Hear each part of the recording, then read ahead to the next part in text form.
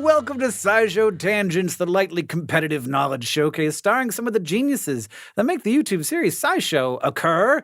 This week, joining me as always are Stefan Chin. Hello, I'm here. What's your tagline? I hate winter. Stefan, thank you for producing lots of SciShow and making it beautiful. You're welcome. I don't say and that for enough. Tolerating the cold. And You for left that living in part out. Montana. Yeah, It's beautiful. that is a big part of working here. Yeah. You just have to come here and live through it. You're from Montana, though. I know. Sam Schultz is also here. It's so much colder where I'm from, too. Yeah. Is that your tagline? No, my tagline is I'm very sick, so I'm sorry, everybody. If I don't make any sense, that's why. We're also joined by Sari Riley, writer for various science communication things. Hi, Sari. How are you? Hello, I'm good today. Whoa. I'm worried. Yeah. Yeah, wow. Isn't that a change of pace? We're both sad and you're good. Yeah, I Cool. stole your energy. You did. Oh, no. Sari, what's your tagline? Wisdom teeth not included. And I'm Hank Green. My tagline is the creosote bush. What is What is that? What that? the hell? This is a bush that grows in the desert. It's very toxic. You can't eat the leaves. It's a desert strategy generally. Oh. It's hard to make stuff in the desert. So anything comes by and like eats your leaves, you're like, I needed those. I can't make more. So things in the desert are hard to eat. They have spines, they're tough, and sometimes they're toxic. This podcast is not about the desert. This episode is not about desert stuff, though maybe next time, because that's a good topic. That is a good idea, yeah. But as a reminder to people, this is SciShow Tangents. Every week we get together. We try to amaze each other. We try to delight each other with science facts. And we're playing for glory, and we're playing for pride. But we were also playing for Hank Bucks, which are imaginary. So I guess it's just more glory and pride. We do everything we can to stay on topic, but judging by previous conversations with this group, we will not be great at that. So if the team decides that the tangent we go on is unworthy, we will force that person who created that tangent to give up one of their Hank Bucks. So tangent with care. Now, as always, we're going to introduce this topic with a traditional science poem this week from Sari.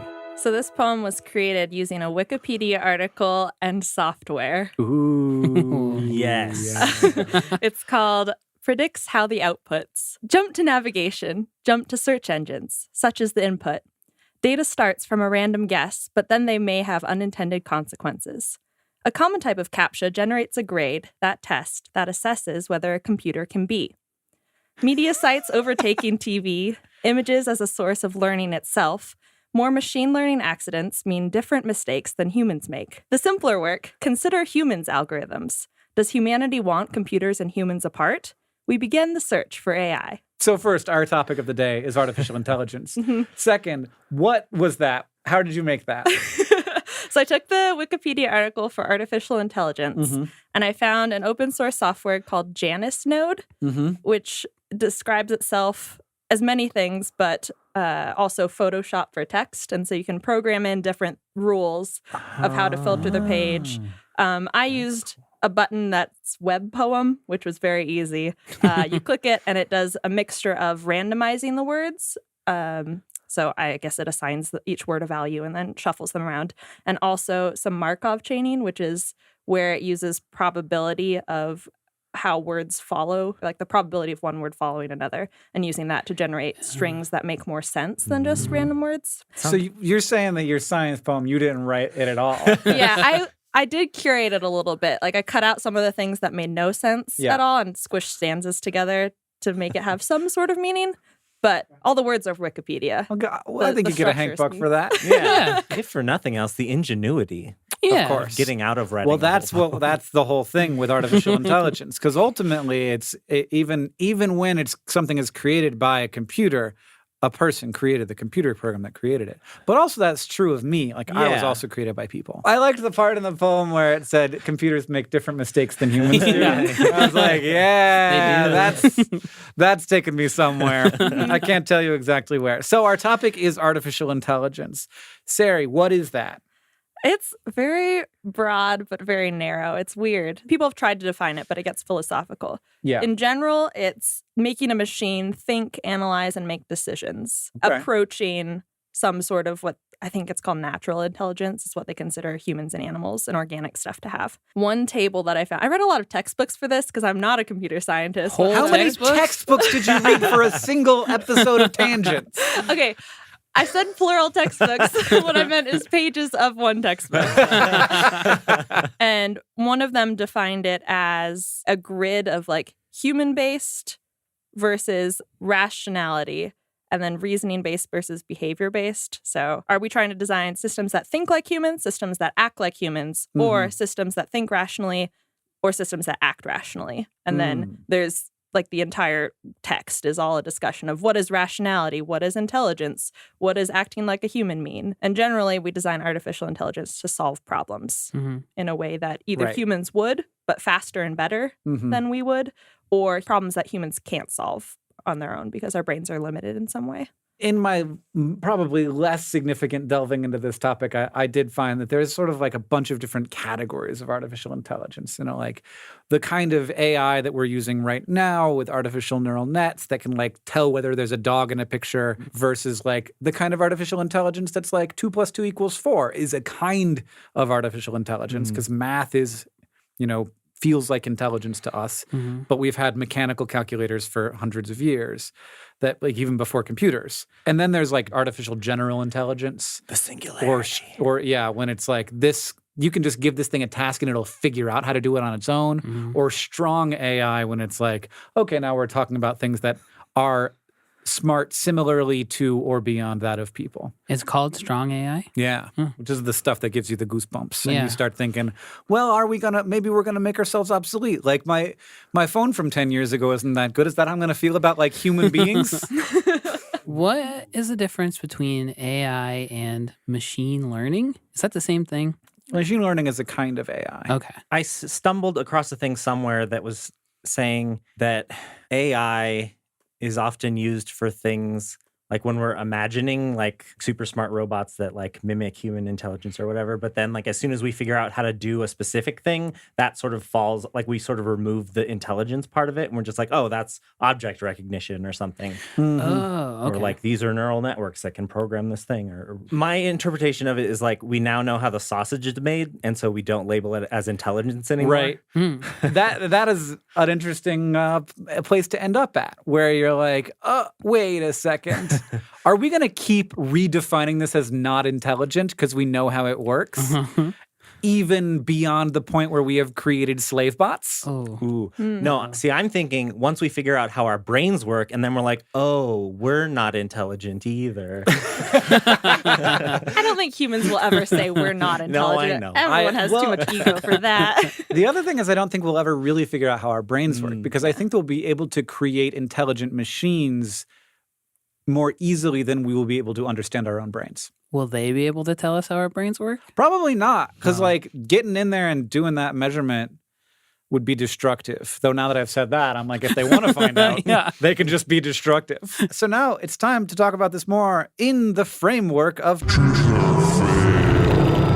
which is our segment when one of our panelists, this week it's me, has prepared 3 science facts for your education and enjoyment, but only one of them is real.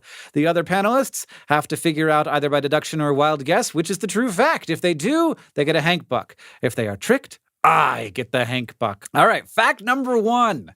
Scientists have actually given IQ tests to artificial intelligence programs, and they found that Google's AI had a 47-point IQ, around the IQ of a 6-year-old human. Google's AI a couple years before that had a 23-point IQ. So in the last 2 years, the IQ of that AI has more than doubled. If that happened again over the next 2 years, Google would be as smart as the average adult. Or fact number 2, some AI scientists have theorized that a true general artificial intelligence, where a computer can handle tasks the way a human would require that the program be raised like a human child. And this was attempted by a researcher, Brian Zweiler, with a computer that operated inside of a simulation where Brian interacted with the avatar of the AI quote-unquote child and allowed it to live and grow inside that simulation. Until Brian accidentally left the simulation running while he was on vacation. During those 2 weeks, the AI walked around the same circuit in the house tens of thousands of times, and the behavior overwrote all of its previous learning, and the experiment had to be restarted. Or number 3. You okay, Sam? That one sounds like a ghost story. Mark Zuckerberg, in his spare time, created an artificial intelligence system for his home and hired Morgan Freeman to be the voice of that system. That is not the fact, because that is true. I'll just come out and tell you that is not true. That is 100% true. Here's the part that might not be true. He called Morgan Freeman and was like, can you please record all this stuff? And among the things that Mark Zuckerberg asked Morgan Freeman to record, your coffee is almost ready, Mark. Did you want me to turn out the lights in the garage, Mark? And I think you look fine today, Mark. Oh, I hate that. So those are my 3 facts. We've got scientists have given IQ tests to artificial intelligence, and it's doubled for Google's AI in the last 2 years. Number 2, Brian Zweiler accidentally left a simulation running, and it overrode its program by walking around the house for 2 weeks straight, tens of thousands of times. Or Mark Zuckerberg asked Morgan Freeman to record the line, I think you look fine today, Mark.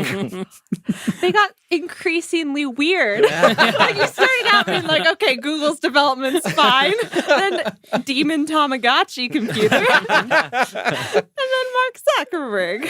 It's not a demon Tamagotchi. It sounds like it is. How is it not? It just what? Like, it only had the one thing to do. Walk? Yeah.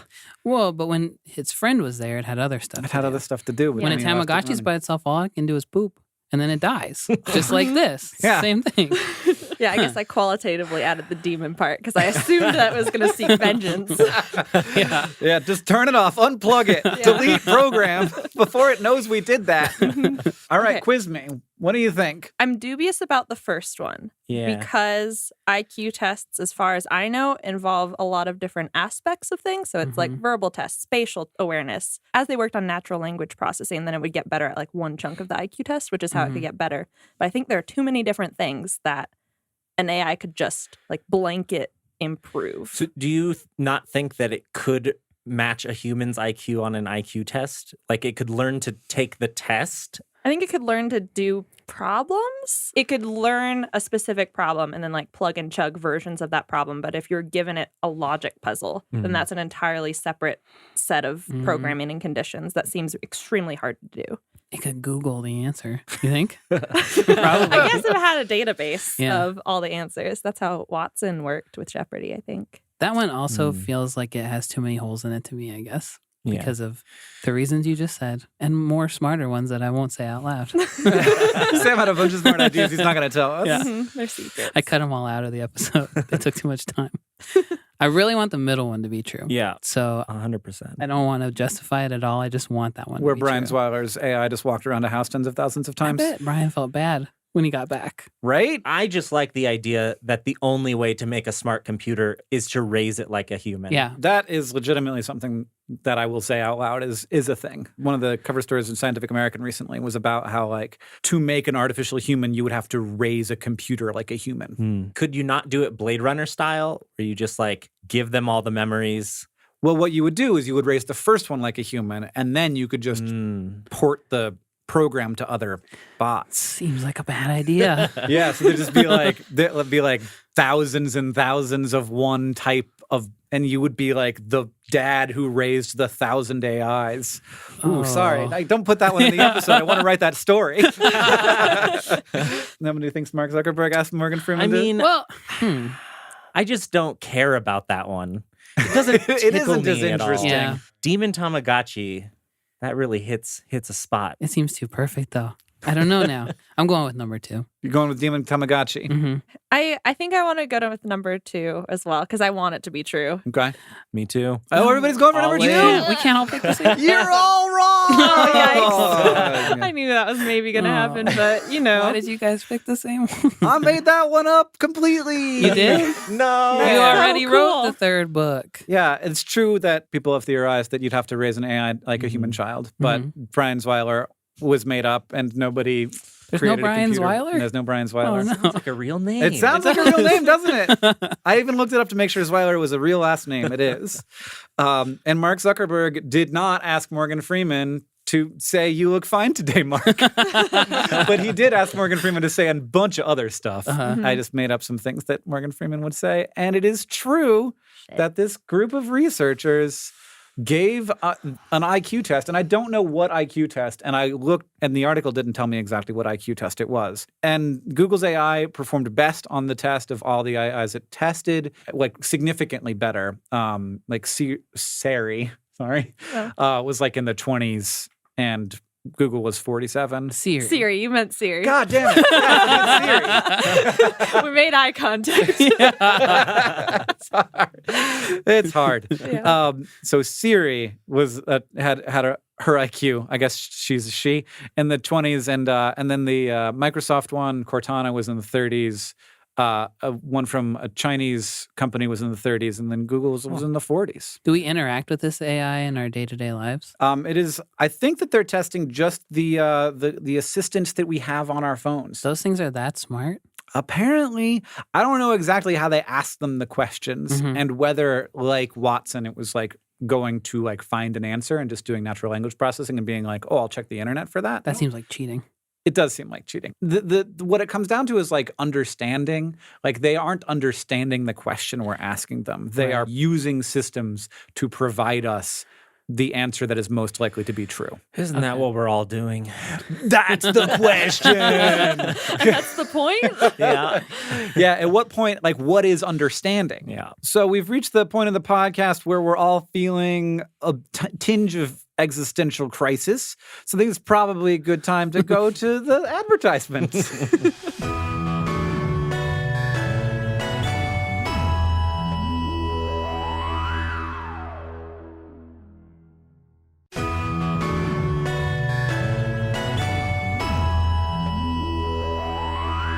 And we're back. Hank Buck totals: 1 for Sari for the science poem, 3 for me. Garbage. I don't think we've ever been dumb enough to all pick the same answer before. It was a really excellent lie, though. So I think you Yeah. deserve it. Oh, Those are thanks. good ones. And now it's time for our fact off, where Stefan and Sam have each brought facts to present to the others in an attempt to blow our minds. And we, me and Sari, each have a Hank Buck to award to the fact that we like the most. So, who goes first? It's the person who most recently had a banana. Oh my God. Did you watch me at my freaking desk just now? I ate a banana right before I walked in here. No, I did not know that. That's so weird. I was trying to make myself feel better somehow. I thought it would Give us some work. potassium. Well, one time I was playing Wii Fit, and it said, if you're ever feeling tired, eat a banana because it has as much energy as a cup of coffee or something like that. And ever since then, What does that mean? I don't know. But ever since then, whenever I feel bad, I eat a banana. It never works, though. We lied to you. Thanks for nothing, Wii Fit. Yeah. Some Yeah. programmer at Nintendo was just like, man, I love bananas. They need better rep. I feel better every time I have a banana. Yeah. All right. Well, I guess Sam's going first, unless Stefan just is eating a banana right now. Nope. When was that your last banana? I don't even know. I went through a phase where I ate so many bananas, and I haven't had a banana in months. What is so many? It's just like so many bananas. What is was too like, many bananas? Or How so many? Like multiple a day? Oh, yeah, like a bunch a day. Like a an actual bunch? bunch? Yeah. Like you got to go to Costco. And you can stock up because they're a little bit. You're gonna eat like lean still. 15 bananas this week? No, I haven't been doing that. No, but like there was a point when you there did. was a point where you were eating Yeah, like sure. Why not? What's the problem? That's a lot of bananas. a lot of bananas. How did everything turn out in the end? I feel great. Sam. I still have to go first, even though he's definitely eaten more lifetime bananas than me. Okay, I won't. Ooh, that would be a good stat to know. Lifetime bananas. Why doesn't Steam tell me the important stats? Ready? Yep. The Serengeti National Park in Tanzania is about the size of New Hampshire, but overseen by only 150 rangers. So it's basically impossible for them to watch the entire park at once, but it's also, they have a huge poaching problem where people are killing elephants for their ivory. And it's like, they can't do anything about it really for the most part because people sneak into the park and they can't stop them. They have set up motion sensing cameras that have been sort of helpful, but there's so much stuff going on the savannah. Like it could be a hyena sneaking around or it could be a person sneaking around. And the only way to know is to look at all this footage and see, oh, there's a person. But with a little bit of help from researchers and a generous grant from the Leonardo DiCaprio Foundation, there has been a new series of cameras developed called Trail Guard AI, which are being deployed in the parks right now. And what they do is they can tell humans and cars from other kinds of animals. So instead of sending all the footage that they take to the guards to check out, they just send the footage of humans and vehicles going around. So then the park rangers get that right away and they can go do something about it. They've had an older version in the parks for a while that don't narrow it down quite as well. And they've caught like 20 poaching rings so far. So this new thing hopefully will be even better than that. Similar technology is being used to catch tomb raiders in China, and it's being used they send like scooters down with cameras on them to coral reefs, and the cameras on the scooters can tell what kind of animals and plants are in the coral reef. So then they can tell the scientists if they're too far gone to bother helping with, or if there's still a chance for them to like put money into it and try to save the coral reef. I like it. I was thinking about during that there's a spy plane that they have used for both like war and terrorism stuff, but also for just crime in some places where it's way up in the sky and has extremely detailed photographs and it's just always filming. And you can track not just where the people are when the crime happens, but like track them back to where they came from and track them to where they went. And it's very creepy. But it seems like a sort of perfect application for that. Yeah, they only have a couple hundred of these cameras, I think. So it still is like not necessarily covering the whole thing, but they just put them where they guess people will be able to get in. Sure. Are they disguised at all, or are they just like... They're only the size of a pencil. So they just like shove them into trees and stuff. And they have like a Wi-Fi connection, like talk to the cellular stuff? Yeah, they have some kind of chip in them that does the first pass of being able to tell what to send. Okay. And then I think they send it to a bigger computer that does like a second pass and then it sends it to the people to take a look at. Awesome. Are they 360 cameras? No. They're just like pointed out they like look where like the road pencils is. and they're the size of pencils. All right, Stefan, what do you got for us? There have been some studies so far that have shown links between eye movement and personality, but all these studies are pretty much lab-based. They give them personality tests, and then they try to predict things like how many times is this person going to fixate on this thing based on this personality trait. And so these researchers wanted to explore real-world eye movement and see if they could predict the personality traits from the movements using an artificial intelligence neural network. So they had 50 students and faculty of this university and tracked their eye movements while they walked around. They had to run an errand, so they had to walk around for 10 minutes and buy something from a store on campus. With like a thing on their heads? Yeah. So I was like, maybe that's affecting their eye movements too? I don't know. I think if I had a weird thing on my head, my personality would change. They had head-mounted eye trackers and phones strapped to their chest, so they could film like what was in front of them. Hello, I am a normal human. I'm here to buy eggs. I would like 15 bunches of bananas. Then when the people returned to the researchers, they had them take a bunch of different personality tests, looking at the big 5 personality traits. And then they trained a neural network, and it did a pretty good job of predicting 4 out of 5 of the personality traits. It was best at predicting extroversion, which feels like that sort of makes sense to me. They didn't really go into detail, but I'm like, Make a lot of eye contact. Yeah, you're like looking around at people. Hey. Introvert, you're like down at the ground. Please don't notice me in my goggles. And then it also did a pretty good job at neuroticism, agreeableness, and conscientiousness, but it was not good at predicting openness. And I thought it was interesting. They mentioned specifically that the pupil diameter was important for predicting neuroticism. Weird. But not useful for anything else. I need more research. This is a small sample size. Yeah, there needs to be more research. They don't know why these things are connected yet. And they say it's not accurate enough yet to do practical things with it.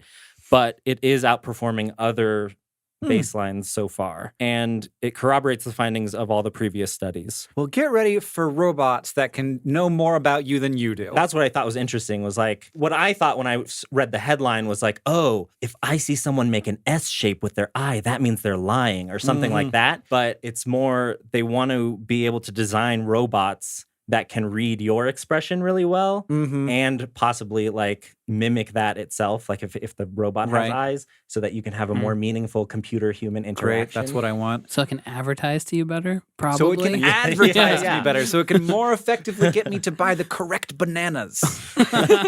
You look like a 15 banana a day kind of guy. I can tell by your eye movements. Yeah. You've had a lot of bananas in your life, haven't you? You keep looking at bananas. Like, what other application would there even be for it? Just so that an AI would be nicer to interact with. If like I walk up to somebody and I can tell that they're shy, I will treat them differently than if I walked up to somebody and they are obviously outgoing. So like ideally a computer or robot that interacts with people would also be able to do that. Right. If it's like doing caregiving activities or something. Okay. Well, there's nothing that I think about more than where my eyes are. So it probably works. They're in your head, Sam. Now I'm thinking about it I a know, lot. but when I look at anything, I think, am I looking at this thing too long? Yes. Especially a person. Yeah, I don't know where to look on a person. Where do I look? At your nose? At your I think eyes? like You're freaking me out between your now. eyes, I maybe. think 'Cause you then are it's- scoring high on neuroticism. Probably. Not surprising. Stefan can tell I've by here. consulted the algorithm. All right, I like both of those facts a lot. Mhm. I do. I'm gonna go with Sam. It doesn't even matter who you give your money to. It's true. Ultimately, Anyway. nobody's gonna win this except for Mawa. I'm going to give mine to Stefan because I've never heard of that research before. And that seems really weird and scary. So I want to Yeah. know more about it before it starts happening to us. Yeah. And now it's time for Ask the Science Couch, where we ask listener questions to our couch of finely honed scientific minds. Adit Bhatia asks, which AI has done the best on the Turing test, and can we access it? I do not know the answer to this question, even a little bit.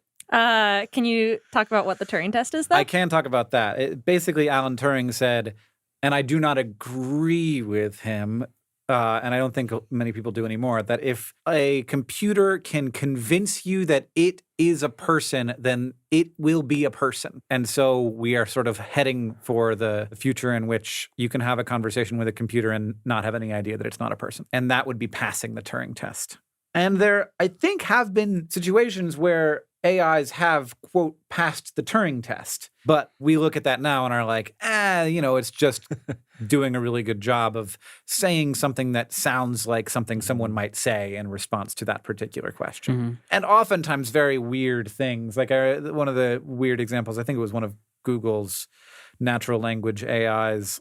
Somebody asked, what is immorality? And it responded, the fact that you have children. It said the purpose of life was immortality. That sounds like a computer. Well, also, it kind of sounds on people. Yeah, Yeah. some people too, yeah. So the AI that's done the best on the Turing test, there are two that I found. The most controversial one was the chatbot named Eugene Goostman, who is supposedly was designed to be a fake 13-year-old boy from Odessa, Ukraine, who doesn't speak English that well. Right. Yeah. Okay. So I see that you've made your way around the Turing test by being like, oh, well, the kid doesn't understand what I'm saying Tricky. very well. Yeah. And so it tricked 10 out of 30 of a panel of judges at the Royal Society in London That's into not even believing that that he was a high. real boy. Yeah. And people were saying that counts as the Turing test. Hmm. Yeah. As far as I can tell, I could not find Eugene Goostman. I was looking for Online. him and I can't find him. I don't think you can chat with this boy anymore. I want to chat with my fake Ukraine boy. Oh, did But they you just can- turn him off and he's gone forever? I He's think- just walking the same circuit around his room. yeah, stored in a computer somewhere. Apparently, his dad is a gynecologist and he has a pet gerbil or something. Huh. There are transcripts of his conversations with other people online, Yeah. which I read a couple of. It's not very good, but also I didn't do any of the work to program him, so I can be judgmental. The other one that seemed more legitimate to me, there was a festival in 2011 where a modified version of Cleverbot, which is, I don't know who designed it, but that you can play, tricked 59.3% of 1,334 votes, which included 30 judges and a generic audience. And so that passed the 50% threshold, which was generally described as part of the Turing test. 50% is the threshold? Yeah, because that seems low. The original premise was there are 2 rooms and one of them has a machine and one of them has a human, and you talk to both and you have to decide which is like you have a 1 in 2 chance of deciding what the machine is. It just has to trick you. There's some question as to like the validity of these competitions, like who's playing them. In the case of over 1,000 people playing them, have people talked with a chatbot before? What conversations are they used to having? So the people judging whether it is human or not are variable in the Turing test. There is a strong argument for Turing test in some cases because it is actually a very difficult thing to accomplish because you need natural language processing for it to understand what you're saying to it. You need to store information before, during the conversation. You have to have some sort of reasoning algorithm to generate the responses, and you have to have some degree of machine learning to like adapt and constantly like learn what it has from the conversation, store that, create new responses to make everything make sense. When Turing was throwing out these ideas, AI was still such a fairly new concept and fairly tied to philosophy. This was a way to try and attempt to answer, like, can machines think? What is the best way to do that? Language, I guess, maybe.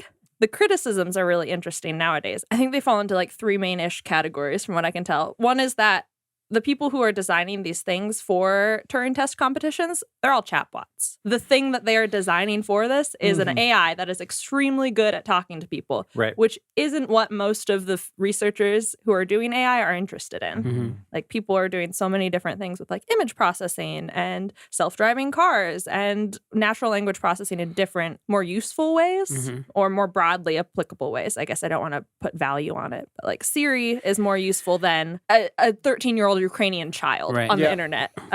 Strong statement. The other thing that like keeps nibbling at my head is that, are we asking the question, are these things thinking and are they alive? I can't get away from feeling like, I mean, if a bacteria is alive, then I think some of these computer programs are alive. And I have a hard time with that. But like, first, bacteria are alive, but also like, you know, I don't mind mass murdering them in my mouth every morning. But like, where are we at? And at what point do I have to feel bad about turning off a computer program? And like, I legitimately think that's going to be a thing in my lifetime. Will it be alive when it won't let you turn it off? Is that the alive threshold? No, I don't. I could turn you off, man. Oh yeah. Okay. That felt like pretty confrontational. Me looking straight into your eyes while I said that, but it's true. Yeah, I guess you're right. I wouldn't stand a chance. Not in your current I'm state. weak. Yeah. You've only had one banana. There's also like the question of intelligence too, right? So we look at other intelligent animals that we could, like dolphins, for instance. They wouldn't pass a Turing test because they don't speak the same language as humans. But we still feel like, by other measures of animal intelligence, I don't want to go turn one off. Yeah, you have some moral obligation not to. Yeah. Keep as many dolphins turned on as possible. I started down the path. I just kept going. Yeah. There's that dolphin that wanted to have sex with its trainer. They apparently are pretty into people, from what I've heard. Yes, also from what I've read. I'm glad that's how that sentence ended. Yep. I'm taking away Hank Buck for that one. Was I on a tangent? I guess I kind of was. Dolphin sex? I wouldn't let you do it if I wasn't going to still win. Why try to make something that thinks like a human being? Or is it possible to make something that doesn't think like a human being since we think like human beings? I think that's like a very current problem that AI researchers are trying to tackle. So there's this idea of what is intelligence and what is imitating intelligence versus what is actually intelligence. And apparently, Noam Chomsky, the linguist, has pointed out that when we build machines to move in water, we don't make it swim like a human necessarily. Like, we still think that a submarine is a very effective machine because it's designed to do a task that we want it to, and we don't design it in human image. And so there are probably a lot of branches of AI that we could explore that aren't just mimicking human language, for example. Like there could be a way to process a large number of images that's completely different from how our eyes receive information and our brains process that retinal image and do things. As far as I know, that's like directions that AI research is going into, is like, how can humans overlap with computers and how can our brains work similarly, but also how is artificial intelligence completely different and what directions can it go? Well, what I got out of that is that I'm as deep a thinker as Noam Chomsky is. Professional thinker, Sam Schultz. If you want to ask the Science Couch, you could tweet us your question using the hashtag #AskSciShow. Thank you to PixieBlood32 and HL Toller and everybody else who tweeted us your questions. Now it's time for our final scores. Sarah, you've got 1 point. I've got 2 because I went on a dolphin sex tangent. Sam, you've got 1 point. Stefan, you've got 1 point. I remain the winner. If you like this show and you want to help us out, it's super easy to do that. First, you can leave us a review wherever you listen, like KT Simon did. Thank you. It's super helpful. It helps us know what you like about the show and also helps other people know what you like about the show. Second, tweet out your favorite moment from this episode so that we know what that was, because I'd like to know. And finally, if you want to show your love for SciShow Tangents, you could just tell people about us. Thank you for joining us. I have been Hank Green. I've been Sari Riley. I've been Stefan Chin. And I've been Sam Schultz. SciShow Tangents is a co-production of Complexly and WNYC Studios. It's produced by all of us and Caitlin Hoffmeister. Our art is by Hiroka Matsushima, and our sound design is by Joseph Tuna Medish. Our social media organizer is Victoria Bongiorno, and we couldn't have made any of this without our patrons on Patreon. Thank you. And remember, the mind is not a vessel to be filled, but a fire to be lighted.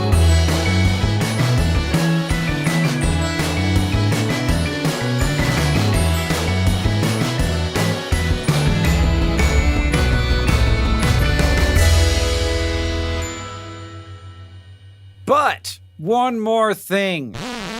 Allow me to read you the title of this 2010 paper, An Embedded Design of Intelligent Artificial Anus. So sometimes you don't have a rectum anymore because of disease. And so it's not fun because you can't control bowel movements as easily. So you have to have like situations to handle that for you. But if you have an artificially intelligent anus, your anus can have a microcontroller and use pressure sensors to detect whether there is a need for excretion.